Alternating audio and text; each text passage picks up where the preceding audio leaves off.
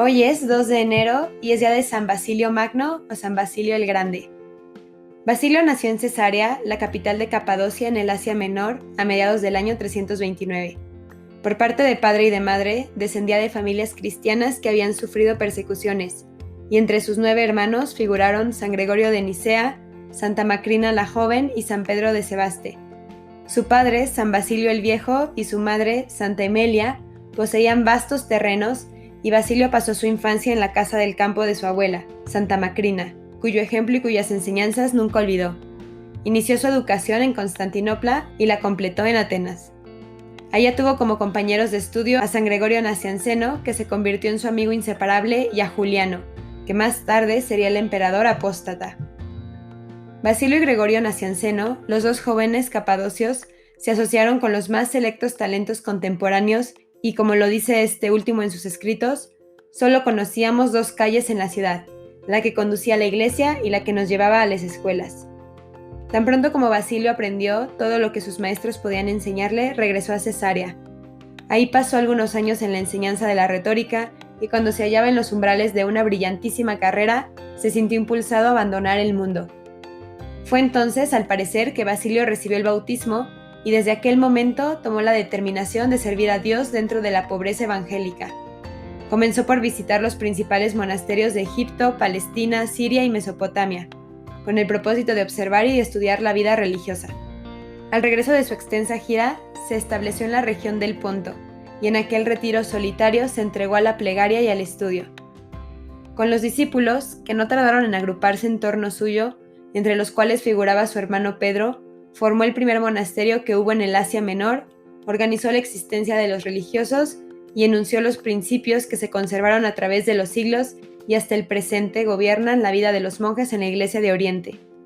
San Basilio practicó la vida monástica propiamente dicha durante 5 años solamente, pero en la historia del monaquismo cristiano tiene tanta importancia como el propio San Benito. Por aquella época, la herejía arriana estaba en su apogeo y los emperadores herejes perseguían a los ortodoxos. En el año 363, se convenció a Basilio para que se ordenase diácono y sacerdote en Cesarea, pero inmediatamente el arzobispo Eusebio tuvo celos de la influencia del santo y para no crear discordias, volvió a retirarse calladamente al Ponto para ayudar en la fundación y dirección de nuevos monasterios. Sin embargo, Cesarea lo necesitaba y lo reclamó. 2 años más tarde, San Gregorio Nacianceno, en nombre de la ortodoxia, sacó a Basilio de su retiro para que le ayudase en la defensa de la fe del clero y de las iglesias. Se llevó a cabo una reconciliación entre Eusebio y Basilio. Se quedó en Cesarea como el primer auxiliar del arzobispo. En realidad, era él quien gobernaba la iglesia, pero empleaba su gran tacto para que se diera crédito a Eusebio por todo lo que él realizaba. Durante una época de sequía a la que siguió otra de hambre, Basilio echó mano de todos los bienes que le había heredado su madre. Los vendió y distribuyó todo entre los más necesitados, mas no se detuvo ahí su caridad, puesto que también organizó un vasto sistema de ayuda que comprendía las cocinas ambulantes que él mismo, resguardado con un delantal de manta y un cucharón en ristre, conducía por las calles de los barrios más apartados para distribuir alimentos a los pobres. En el año de 370 murió Eusebio, y a pesar de la oposición que se puso de manifiesto en algunos poderosos círculos, Basilio fue elegido para ocupar la sede arzobispal vacante.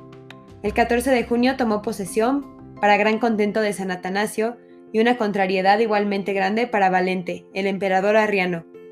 El puesto era muy importante y en el caso de Basilio, muy difícil y lleno de peligros, pues mucha gente también estaba en su contra.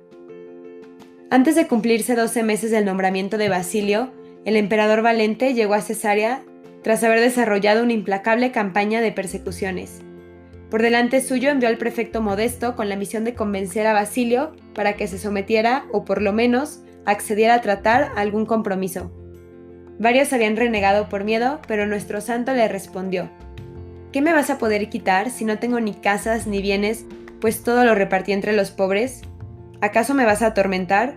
Es tan débil mi salud que no resistiré un día de tormento sin morir y no podrás seguir atormentándome. ¿Que me vas a desterrar? A cualquier sitio donde me destierres, allá estará Dios, y donde esté Dios, allí es mi patria y allí me sentiré contento. El gobernador respondió admirado: jamás nadie me había contestado así. Y Basilio añadió: es que jamás te habías encontrado con un obispo. El emperador Valente se decidió en favor de exiliarlo y se dispuso a firmar el edicto, pero en 3 ocasiones sucesivas, la pluma de caña con que iba a hacerlo se partió en el momento de comenzar a escribir. El emperador quedó sobrecogido de temor ante aquella extraordinaria manifestación. Confesó que, muy a su pesar, admiraba la firme determinación de Basilio y a fin de cuentas resolvió que en lo sucesivo no volvería a intervenir en los asuntos eclesiásticos de Cesarea. Pero apenas terminada este problema, el santo quedó envuelto en una nueva lucha, provocada por la división de Capadocia en 2 provincias civiles y la consecuente reclamación de Antino, obispo de Tiana, para ocupar la sede metropolitana de la nueva Capadocia. La disputa resultó desafortunada para San Basilio, no tanto por haberse visto obligado a ceder en la división de su arquidiócesis, como por haberse enemistado con su amigo San Gregorio Nacianceno, a quien Basilio insistía en consagrar obispo de Sasima, un miserable caserío que se hallaba situado sobre terrenos en disputa entre las 2 Capadocias. Mientras el santo defendía así la iglesia de Cesarea de los ataques contra su fe y su jurisdicción, no dejaba de mostrar su celo acostumbrado en el cumplimiento de sus deberes pastorales. Hasta en los días ordinarios predicaba por la mañana y por la tarde a asambleas tan numerosas que él mismo las comparaba con el mar. Sus fieles adquirieron la costumbre de comulgar todos los domingos, miércoles, viernes y sábados. Entre las prácticas que Basilio había observado en sus viajes y que más tarde implantó en su sede, figuraban las reuniones en la iglesia antes del amanecer para cantar los salmos.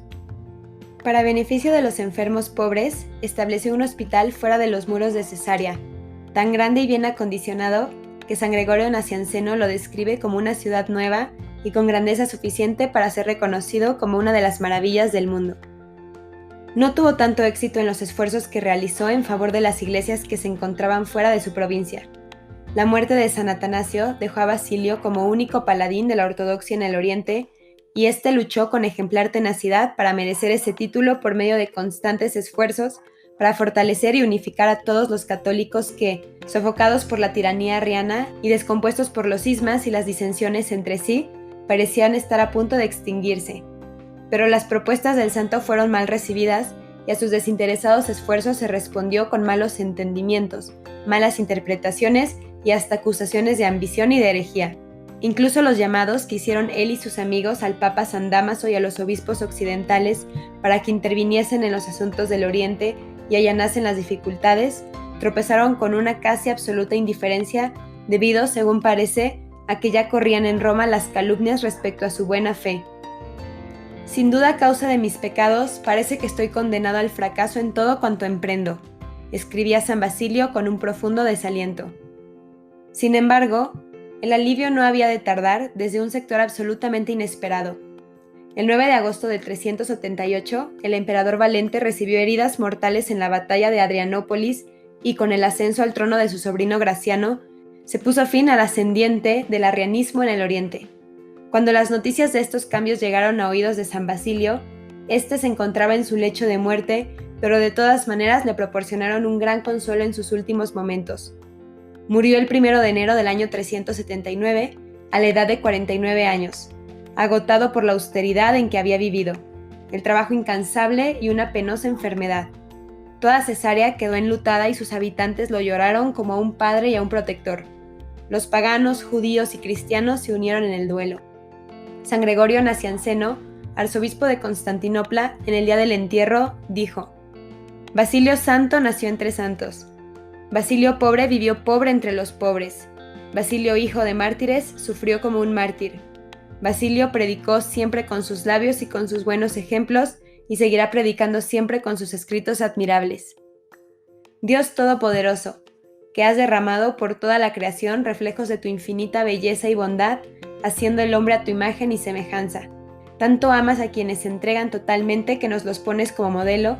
Te pedimos por su intercesión que nos concedas la valentía de luchar por ti, de entregarnos a ti, de verte en todo y en todos, y de seguir tu voluntad hacia donde sea que ésta nos lleve. Amén.